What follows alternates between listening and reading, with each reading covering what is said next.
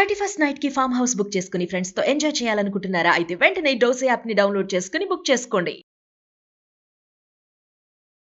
నమస్తే రమ్మగారు. నమస్తే జయ. కథా సరిసాగరం నుంచి ఏదైనా ఒక కథ చెప్తారా? చాలా చెప్తున్నాం కదా. అవును, కొంచెం గ్యాప్ వచ్చింది. నరవాహన దత్త చరిత్ర అవన్నీ అందులో నుంచే చెప్పాం. ఎంత మంచి మంచి కథలు రమ్మగారు. చాలా మంచి కథలు. అవును. అనురాగపర, విదూషకుడి కథ అవన్నీ అందులో నుంచే చెప్పాం. కదలి గర్భ కథ చెప్తాం. పూర్వమట మృకండురని ఒక మహర్షి ఉండేవారు. వింధ్యాటవిలో ఆయనదే సొంత ఆశ్రమం కూడా ఉండేది. చాలామంది ఉంటూ ఉండేవారు. ఈయన చాలా తీవ్ర తపస్వి. ఆకాశంలో తల్లకిందులుగా ఉండి తపస్సు చేసేవారట. అయితే ఎంతకాలమో తపస్సు చేసిన తర్వాత ఒకనాడు ఆయన తల్లకిందులుగా పద్మాసనం వేసుకుని తల కిందకి పద్మాసనం పైకి ఉందన్నమాట. తపస్సు చేసుకుంటూ ఉంటే అప్సరస అయిన ఘృతాచి అటు ఆయన ముందు నుంచి వెళ్ళిందట. ఘృతాచి అనే పేరున్న అప్సరస ఉంది కదా. అయితే ఎప్పుడూ లేనిది ఆయనకి ఆవిడని చూసేసరికల్లా ఒక మనసు చెలించింది. అలాంటివి జరుగుతాయి తీవ్ర తపస్సులో కూడా. అయితే ఆయన వీర్యం పడిపోయిందట. ఆ పడటం ఏమైంది, ఈయన ఆకాశంలో ఉన్నాడు కదా, అప్పుడే పుష్పించిన ఒక కదలి అంటే అరటి చెట్టు మొవ్వులో పడిందట. ఈయన తపస్వి అవటం వల్ల ఆ పడినది స్త్రీ శిశువుగా రూపాంతరం చెందింది. ఆడపిల్ల అయిందట.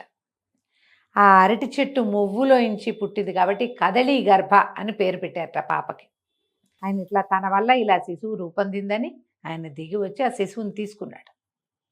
తీసుకుని తన ఆశ్రమంలో ఉన్న తపస్సులందరికీ అప్పచెప్పాడు. ఆ కదలి గర్భని ఈ మృకండాశ్రమంలోనే అమ్మాయి పెరిగేది. ఎంతో చక్కటిది. మరి ఘృతాచి అప్సరస కదా, ఆవిడ మహాసౌందర్యవతి. దానివల్లే కదా ఇలాంటిది జరిగింది. అయితే ఈ అమ్మాయి చక్కగా పెరిగి బాగుండేది, అందంగా ఉండేది. కదలి గర్భ అనే పిలిచేవాళ్ళు. అదే కదలి గర్భ. కదలి అంటే అరటి మొవ్వులోంచి పుట్టింది. అయితే ఆ ప్రాంతానికి చెందిన మహారాజు ఒకరు ఇక్కడికి అడవికి వచ్చి ఈయన మహాద్భుత సౌందర్యవతిగా ఉన్న ఈ కదలి గర్భం చూసి వ్యామోహం చెంది పిల్లని వివాహం చేసుకుంటానని ఋషినే అడిగాడు. అడిగితే సరే రాజు అడిగాడు, కాదంటాం ఎందుకు? కణ్వాశ్రమంలో శకుంతలని దుష్యంతుడు వివాహం చేసుకోవాలా, అంతే. అలాంటిదేనని భావించి ఆయన ఈ కూతుర్ని ఈ పిల్లని ఆయనకి ఇచ్చి వివాహం చేయటానికి ఒప్పుకున్నాడు. ఈ ఘృతాచి ఆమె స్నేహితురాళ్ళు అందరూ వచ్చారట, దేవకాంతలంతా వివాహానికి. మరి తమలో ఒకదాని వల్ల పుట్టింది కదా ఈ పాప. గర్భం కాకపోయినా ఆమె వల్లే కదా ఇది జరిగింది. వాళ్ళంతా వచ్చి పిల్లని చక్కగా అలంకరించి ఎంతో ఆదరించి చాలా ప్రేమపూర్వకంగా వివాహం జరిపించారు. అయితే ఈ కదలి గర్భని రాజుగారు తీసుకెళ్ళేటప్పుడు వాళ్ళు ఏం చేశారట, కొన్ని ఆవాలు అమ్మాయి చేతికి ఇచ్చారట. నువ్వు వెళ్ళే మార్గం అంతా ఇవి వేసుకుని వెళ్ళు, నీకేదైనా సమస్య వస్తే ఈ ఆవాలు నీకు దారి చూపిస్తాయి అని చెప్పారు. ఆమెకి ఒక చిన్న మూట ఇచ్చిన ఆవాలు పట్టుకుని ఈ కదలి గర్భ రాజుగారింటికి వెళ్ళిపోయింది. తీసుకుపోయాడు. తీసుకెళ్తే రాజుగారికి పెద్ద భార్య ఒక ఆవిడ. ఇవి రెండో మూడో 36 అప్పట్లో అలా జరిగేది. దక్షిణ నాయకులుగా ఉండేవాళ్ళు రాజులు. సరే ఈ వెళ్తూ ఈ అమ్మాయి ఏం చేసింది, ఈ ఆవాల సంచికి చిల్లు పెట్టి సన్నగా కారేలా చేసి దారంతా ఆవాలు పోసుకుంటూ రాజ్యానికి వెళ్ళిపోయింది. వెళ్తే వాళ్ళందరూ బాగా ఆదరించారు. పెద్దరాణి గారికి ఒళ్ళు మంటగా ఉండేది. ఈ సౌందర్యవతి అయిన చిన్నపిల్లని ఈయన అడవిలో నుంచి తీసుకొచ్చాడు. దీనికి అమ్మలేదు, అయ్యే సరైంది కాదు. మరి ఏమనిపిస్తుంది, అమ్మాయి ఎట్లా పుట్టిందో అనేది తెలిసింది కదా. ఒక వెగటుగా ఉండేది. రాజుగారు పరమ ప్రీతిగా ఉండేవాడు కదలి గర్భ పట్ల. ఆయన ఎంతసేపు ఆ అమ్మాయి వ్యామోహంలో పడి చిక్కుకుపోయినట్టు కనపడేసరికి ఈ మహాదేవికి నచ్చేది కాదు. పెద్దావిడికి ఆవిడ ఏం చేసింది, ఒక కాపాలికని పిలిచిందట. కాపాలిక అంటే వృద్ధ తాపసి ఒక ఆవిడ. ఈ ఏమంటారు, రకరకాలమైన అంటే క్రూరమైన శక్తుల్ని సాధించిన వాళ్ళు కాపాలికులు అంటారు. పిలిచి ఎలాగైనా సరే ఈ కదలి గర్భని తప్పించు అనేసరికి ఈ తాపసి ఏమనుకుంది, మనతోటి ఏమవుతుంది, ఋషి పుత్రిక అని చెప్పి ఆ రాజుగారికి సేవించేటువంటి ఒక మంగలివాడు, వృద్ధ నాపితుడు అంటారు, ఆ నాపితుడిని పిలిచి, అరే ఎట్లాగైనా సరే ఈ యువరాణిని ఈవిడ్ని తప్పించాలిరా, రాణిగారు చాలా ఆసక్తిగా ఉంది ఈ పిల్లని తప్పించడం పట్ల, ఏదైనా ఒక సలహా చెప్పమంది. వాడనుకున్నాడు, ఏమిటి లేనిపోని పాపం, ఈయన పోయి పనిమాల అడవిలోంచి ఆ పిల్లని తెచ్చుకోవటం ఎందుకు, అదే కదా. ఋషికుమార్తెని తీసుకొచ్చిన తర్వాత ఈవిడికి ఇంత కుళ్ళు రేపేలాగా ఎందుకు ప్రవర్తించాలి, రేపొద్దున ఏదైనా తేడా వస్తే రాణిగారు బాగానే ఉంటుంది, నేను కదా మధ్యలో దొరికిపోతాను. బాగా ఆలోచించి ఏమన్నాడు, అమ్మాయి అట్లా కాదు, ఇటు ఏదైనా విషం తెచ్చిపెట్టమని, విషం తెచ్చిపెట్టామనుకో అమ్మాయికి, ఆ అమ్మాయికి ఏదైనా వచ్చాక అనారోగ్యం వస్తే కొత్త రాణిగారికి అప్పుడు ప్రశ్న రాదా, ఏం పెట్టారు, ఎవరు పెట్టారు, ఎవరు తెచ్చారని. ఖచ్చితంగా. అందుకని ఇవి చంపే పని ఎందుకు, తప్పించడం అంటే చంపడం అలాంటిది కాదు, ఇవి వెళ్ళిపోయేలాగా చేద్దాం, వెళ్ళిపోయేలాగా చేయాలంటే ఏం చేయాలి బాగా ఆలోచించి ఇప్పుడు ఏమన్నాడు, అట్లా కాదండి, ఎవరివైనా సరే ఫ్రెష్గా ఉన్న ఇప్పుడే చనిపోయిన శవం తాలూకు కాళ్ళు చేతులు పట్టుకొస్తా, అవి చిన్నరాణి గారి మందిరంలోకి చేర్చండి, రాజుగారికి ఇవి చూపించి ఈమె ఢాకిని అని చెప్దాం, నరమాంసం తింటూ ఢాకిని అంటే మాంసం మహామాంస భక్షణ చేసే వాళ్ళని ఢాకిన్లు అంటారు. ఆయనే వదిలేస్తాడు, అమ్మాయి దారి అమ్మాయి పోతుంది, ఇది చంపేసే గోల్ ఎందుకు మనకి అదేలే అని చెప్పాడు. రేపొద్దున ఏదైనా తేడా వస్తే నన్ను అడిగితే నేనేం చెప్పచ్చు అంటే, పెద్దరాణి గారు చంపేయమన్నారండి, అలా కాదు కనీసం బతుకుంటారు అని చెప్పి ఇలా నేను ఈ చేశాను. పని రక్షించానండి అని చెప్పి కూడా మనం బహుమతులు పొందొచ్చని ఆలోచించి కాపాలికకి చెప్పాడు, ఆ అమ్మాయి మీద విష ప్రయోగం చెయ్యొద్దు, ఆ విషయాలు నేను దాను. అప్పుడు నాభి అని దొరికేదట ఒక రకం, ఆ నాభి నలకంత చీమ తలకాయంత నాభి తగిలిస్తే మన సైనైడ్ లాంటిది నాభి అంటారు దాన్ని, అలాంటివి చెయ్యొద్దు, పంపించేద్దాం. ఒకవేళ తప్పి తగిలి ఈమె కనుక గర్భవతి అయిందనుకో మనకు తెలియకుండా, ఈ నాభి వల్ల తల్లి పిల్లకి ఏదైనా అయితే 2 పాపాలు వస్తాయి మనకి మంచోడు అన్నాడు. అనేసరికల్లా కాపాలిక ఒప్పుకుంది. వీడేం చేశాడు, ఈ మన రకరకాల శవాలు అవి కొట్టుకొస్తుంటాయి నదుల్లో. ఈ సైనికులు వాళ్ళు వీళ్ళు చూసి పంచనామాలు నిర్వహించి ఎవరి తాలూకు ఏమిటి కనుక్కుంటారు.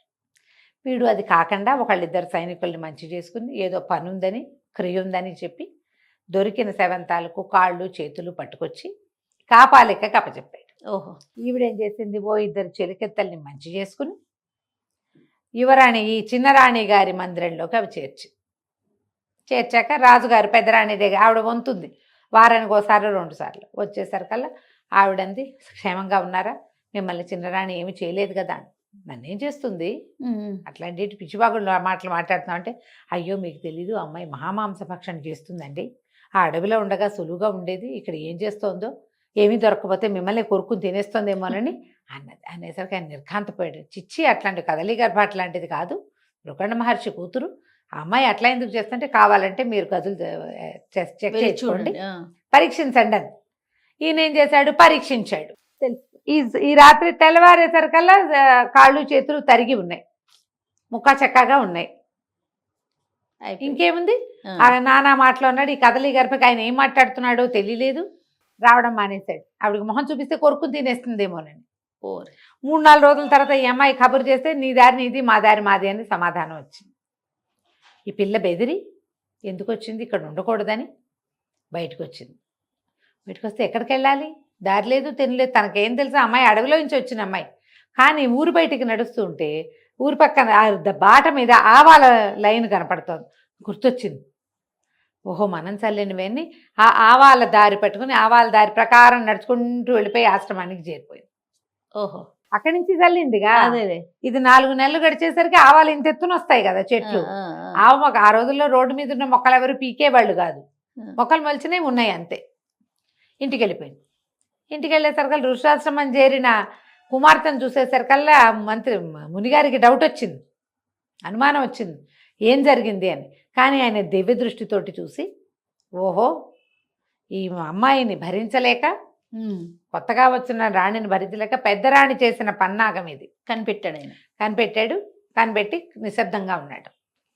ఎప్పుడైతే మందిరంలో ఈవిడ రాణి లేదని తెలిసిందో ఆయన భయం వేసింది రాజుగారికి. ఆవిడ డాకిని అని అర్థమైంది, ఏదో తింటోందిగా, మాంసం తింటోందని అనుమానం కదా. ఇప్పుడు వాళ్ళ నాన్నకి తెలిస్తే ఆయనేమంటాడు, అది అందుకని ఇక్కడికి కబురు చేశాడు ఆశ్రమానికి. యువరాణి అమ్మాయి ఇక్కడే ఉంది, మహారాజును రమ్మన్నానని చెప్పమని ఈయన కబురు చేశాడు. మళ్ళీ భయపడుతూ వచ్చాడు రాజు. వచ్చేసరికల్లా అప్పుడు ఈ ఋషి గారు నాయన ఇది ఇది జరిగింది, నీ పెద్ద భార్య చిన్న భార్యని ఓర్చుకోలేక ఇలా చేసింది. ఈమెను డాకిన్ని చేసింది. దేవయోని ఈ అమ్మాయి ఘృతాచి వలన జన్మించింది, పైగా అయోనిజ, ఎవరి మనుషుల సంపర్కంతో పుట్టింది కాదు. ఈమె డాకిన్ ఎట్లా అవుతుంది? నువ్వు అదొక ఆలోచన చేసి ఉండాల్సింది కదా. మానవులైతే డాకిన్లు అవుతారు, అదే ఇలా అయోనిజగా జన్మించిన వాళ్ళు. సీతాదేవి అయోనిజ, ఆవిడతోటి పోలికే ఈ అమ్మాయి కూడా ఇంచుమించుగా అలాంటిదే. అవును అవును. అనగానే ఈ రాజుగారు చాలా బాధపడిపోయాడు. అయ్యో, ఇంత పొరపాటు జరిగింది, కనీసం నేను ఋషినైనా తలచలేదే. అడిగి అవి చూసేసరికి ఉద్రేకపడ్డాను. మునిగారిని క్షమించమని పదే పదే ప్రాధేయపడి మళ్ళీ చిన్న భార్యను పుచ్చుకుని నగరానికి వెళ్ళాడు కదలి గర్భతోటి. వెళ్ళేసరికల్లా రాణి తిరిగి వచ్చేసరికి వీళ్ళంతా హడిలిపోయారు. తెలిసిపోయిందండి. హడిలిపోయారు. అక్కడి నుంచి మెల్లిగా ఆయన ఆను పాను తీశాడు, ఎవరు చేశారు అని. ముందు కాపాలిక బయటకు వచ్చింది, తర్వాత మంగళవాడి బయటకు వచ్చాడు, చివరిగా రాణి బయటకు వచ్చింది. ముగ్గురిని శిక్షించడానికి పిలిస్తే కాపాలిక, నా తప్పు లేదు, ఈవిడ నన్ను విషం తెమ్మంది, నేను వాడిని సలహా అడిగా, వాడి సలహా చెప్పాడు. కాపాలిక తప్పుకుంది. వాడేం చెప్పాడు, వీళ్ళు విషం పెట్టిస్తే అమ్మాయి చచ్చిపోతుంది, చావకుండా ఉండడానికి నేను ఈ మార్గం ఎన్నుకున్నాను, నిజం నిలకడ మీద ఎలాగూ తెలుస్తుందిలే 4 రోజులు పోయాకని మంగళవాడు తప్పుకున్నాడు. ఫైనల్ గా రాణి గారు దొరికింది. అసూయపడి చంపడానికి కూడా ముందుకొచ్చిన రాణిని పుట్టింటి పంపించేశాడు రాజుగారు. ఈ పద్ధతులతో మాకు కుదరదు అని. హాయిగా కదలి గర్భతోటి కలిసి ఉన్నాడు. తర్వాత చాలా మంది సంతానం కలిగారు అమ్మాయికి. రాజు రాణి సుఖంగా ఉన్నారు. కథ కంచికి మనం ఇంటికి. బాగుందండి.